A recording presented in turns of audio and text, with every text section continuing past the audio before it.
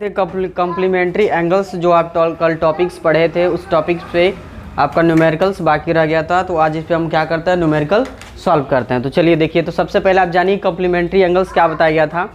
Complementary angles में यह बताया गया था the pairs of two acute angles such that whose sum is equal to 90 degree that is called complementary angles. मतलब कि दो एक्यूट एंगल का ऐसा जोड़ा, ऐसा पेयर्स जिसके एंगल्स का जो योग है वो क्या है 90 डिग्री के यदि इक्वल आता है तो वह दोनों एंगल्स को कहा जाए वो क्या है, कॉम्प्लीमेंट्री एंगल्स हैं। बात समझ में आया।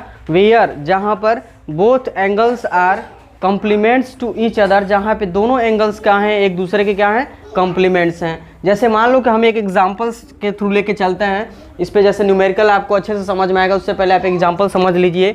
जैसे कि कहने का मतलब क्या है कि मान लेते मेरे पास एक एंगल है, एंगल 1 इज इक्वल टू क्या है 30 degree and angle 2 is equal to हमारे पास क्या है 60 डिग्री। तो यदि यहाँ पे हम देख सकते हैं दोनों जो एंगल हमारे पास दिया गया है, यदि इनका जो योग क्या है 90 डिग्री के बराबर हो रहा है तो यह दोनों एंगल्स क्या होंगे, यानी कि पेयर्स ऑफ कॉम्प्लीमेंट्स होंगे, यानी कॉम्प्लीमेंट्री एंगल्स कहलाएंगे। या तो कहेंगे आप पेयर्स ऑफ कॉम्प्लीमेंट्स हैं, या इन दोनों को एक साथ ग्रुप में कहेंगे क्या है, कॉम्प्लीमेंट्री एंगल हैं। इनके ग्रुप को हम कहेंगे क्या है, कॉम्प्लीमेंट्री एंगल्स हैं। यानी जहाँ पर एंगल 1 का कॉम्प्लीमेंट्स एंगल 2 है और एंगल 2 का कॉम्प्लीमेंट्स एंगल 1 है। कब? जब इन दोनों का सम 90 डिग्री होगा तब। बात समझ में आया। चलो तो फिर क्या हम देख रहे हैं, according to the rule of complementary angles if कहा गया है कि the sum of both angles, both acute angles is equal to 90 degree.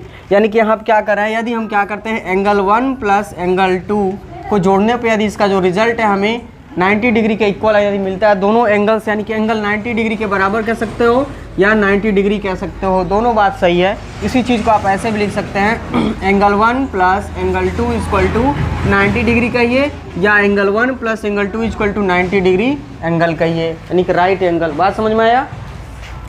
यानी कि pairs of two acute angle such that whose sum is equal to 90 degree are equal to a right angle. बात समझ में आया।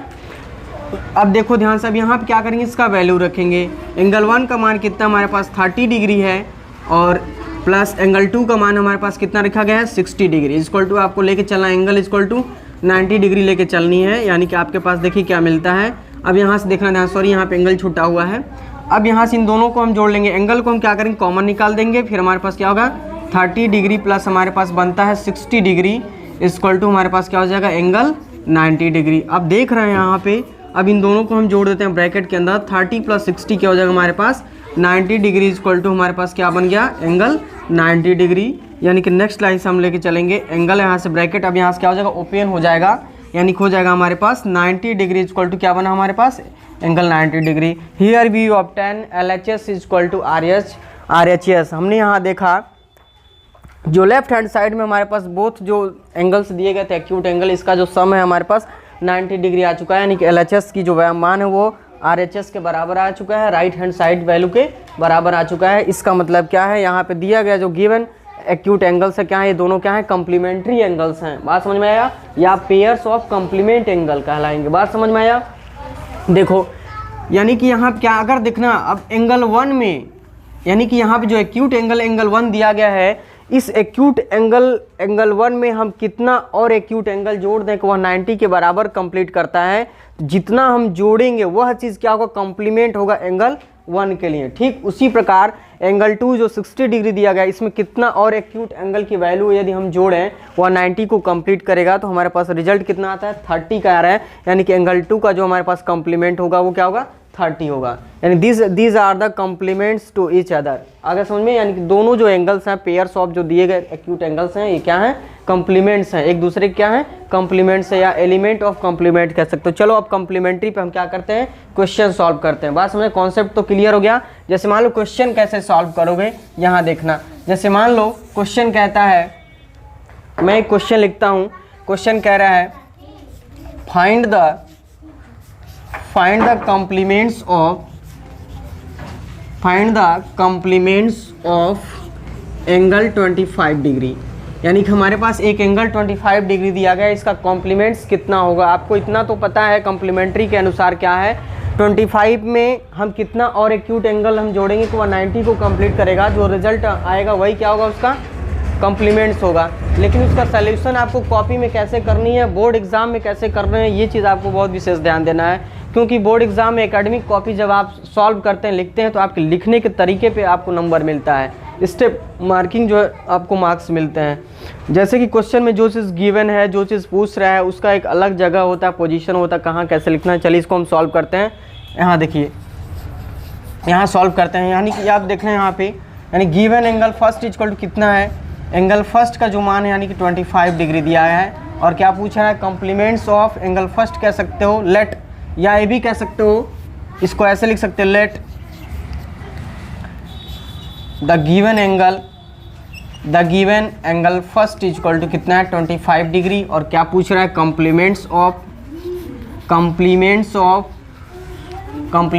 Of angle 25 degree का मान पूछ रहा है, यानी कि एंगल 1 कह सकते हो, यानी कि यही पूछ रहा है ना। और ये चीज़ कहाँ है, फ्रॉम अबाउट द क्वेश्चन है, यानी कि जो प्रश्न में दिया गया है यहाँ से हमें पता चल रहा है, फ्रॉम अबाउट द क्वेश्चन। यहाँ तक समझ में आया कि नहीं आया, बोलो। अब इसको अब क्या कर दें, यहाँ तक तो गिवन हमारा एक पार्ट हो चुका। अब यहाँ से इसको सॉल्व करेंगे, तो यहाँ से लिख देंगे नाउ। अब नेक्स्ट लाइन से यहाँ कॉमा लगा के लिखेंगे, according to the rule of complementary angles we know that. बात समझ में आया। अब देखो यहाँ पे कह रहे हैं, अकॉर्डिंग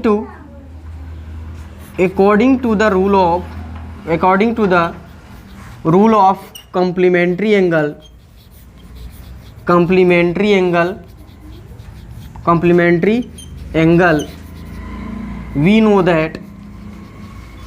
वी नो दैट हम जानते हैं कि, ठीक, we know that angle 1 plus angle 2 का मान यदि क्या आता है, 90 डिग्री आता है, तो फिर हम क्या लेंगे, यह कॉम्प्लीमेंट्स होंगे ना।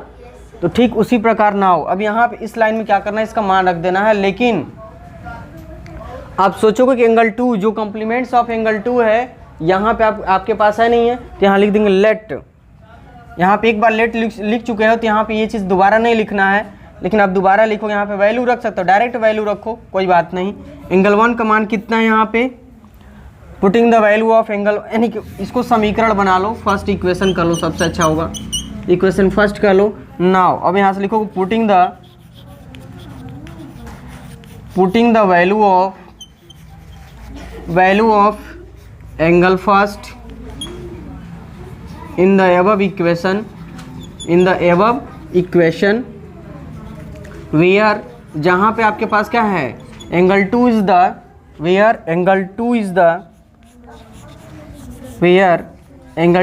The complements of